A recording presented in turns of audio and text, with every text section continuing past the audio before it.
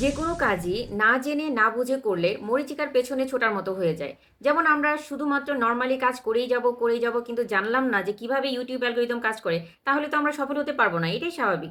YouTube algorithm কিভাবে কাজ করছে, ইউটিউবের সেটিংগুলো কিভাবে কাজ করছে, ইউটিউব সেটিং কোনটা জরুরি না, সেসব বিষয়ে যদি আমরা অবগতই না হই তাহলে আমরা কাজ করবো কিভাবে, সফল হব কিভাবে?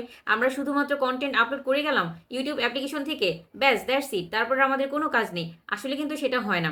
ইউটিউবে প্রচুর পরিমাণে অ্যাক্টিভ থাকতে হবে। কীরকম অ্যাক্টিভ সেটা?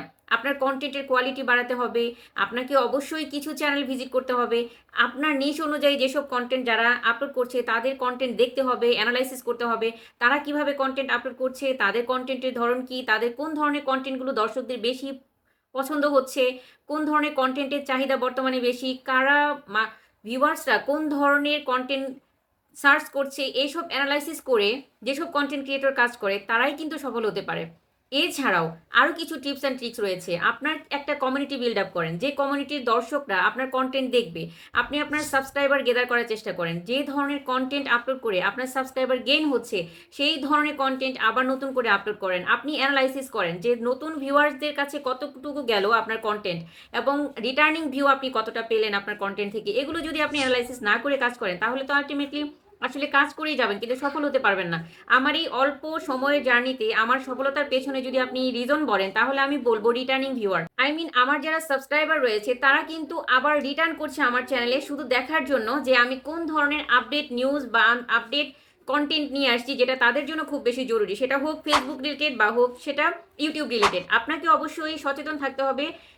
ওই আপনার নিশ অনুযায়ী আপনি যে কন্টেন্ট নিয়ে কাজ করছেন সেই কন্টেন্টের উপরে ফোকাস করতে হবে। কারা কোন ধরনের কন্টেন্ট দিয়ে ভাইরাল হচ্ছে বা কোন ধরনের কন্টেন্ট বেশি ভিউ জেনারেট হচ্ছে, এগুলো জেনে বুঝে কাজ করতে হবে। Hello everyone, my name is Hasi Fatema, you are watching my channel iTech হাসি।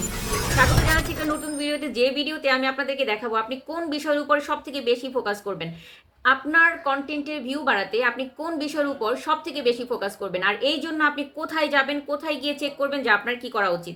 সো বন্ধুরা, আমি চলে যাচ্ছি আমার মোবাইলের ওয়াইটি স্টুডিওতে, যেখান থেকে আমি আপনাদেরকে দেখিয়ে দিব যে আপনি কোথায় গিয়ে চেক করবেন যে আপনার কোন রিলেটেড কন্টেন্ট আপলোড করা উচিত বা কোন জায়গাটাকে আপনাকে অ্যানালাইসিস করা উচিত, যেটা অ্যানালাইসিস করে আপনি জানতে পারবেন যে আপনার ভিউয়ার্সরা কোন ধরনের কন্টেন্ট পছন্দ করছে, কতটুকু পরিমাণ আপনি রিটার্নিং ভিউ পেলেন এবং কতটুকু পরিমাণে রিটার্নিং ভিউর জন্য আপনাকে কাজ করতে হবে, বা আপনাদের সাবস্ক্রাইবারের জন্য আপনার চ্যানেলে যারা সাবস্ক্রাইবার রয়েছে তাদের জন্য আপনার কোন ধরনের কাজ করতে হবে। তো এখন আমি চলে যাচ্ছি আমার ওয়াইটি স্টুডিওতে।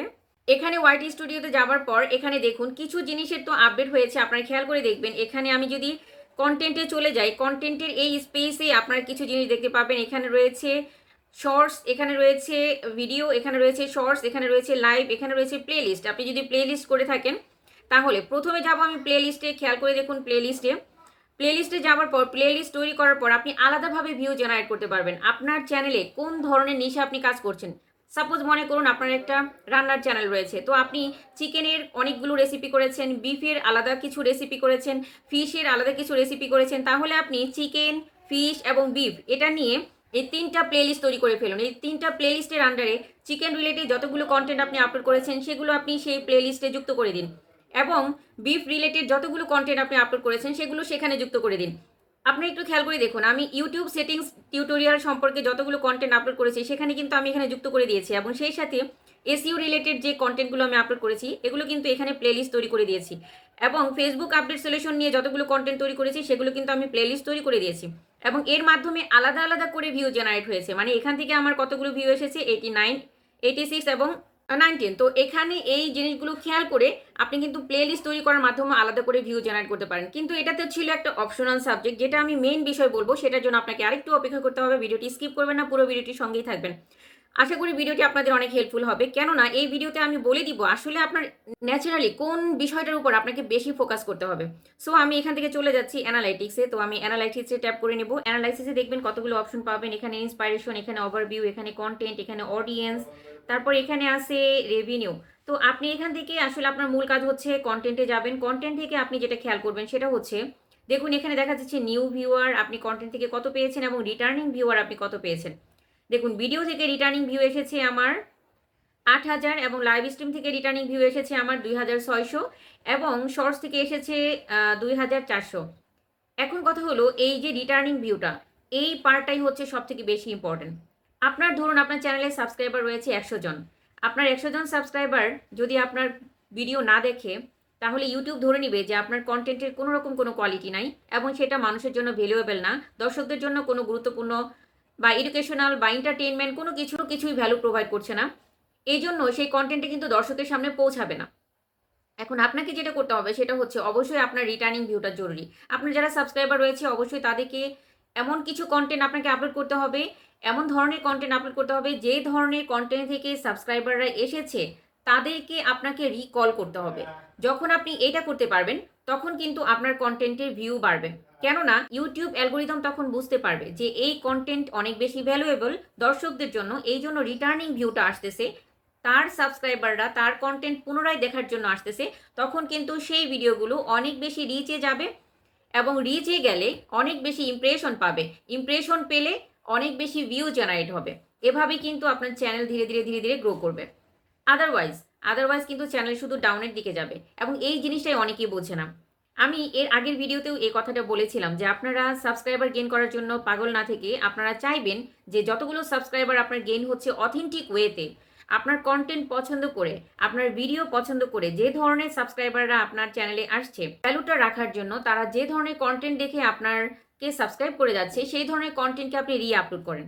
এখানটাতে রয়েছে যে কত ভিউ এসেছে এবং নতুন ভিউ আপনি কিভাবে পাবেন? আপনার যখন রিটার্নিং ভিউটা আসবে তখনই আপনি নতুন ভিউয়ার্সদের পাবেন। কেননা রিটার্নিং ভিউ আসলেই ইউটিউব ইমপ্রেশন পাঠাবে এবং সেই ইমপ্রেশন থেকে আপনার নতুন ভিউয়ার্স জেনারেট হবে।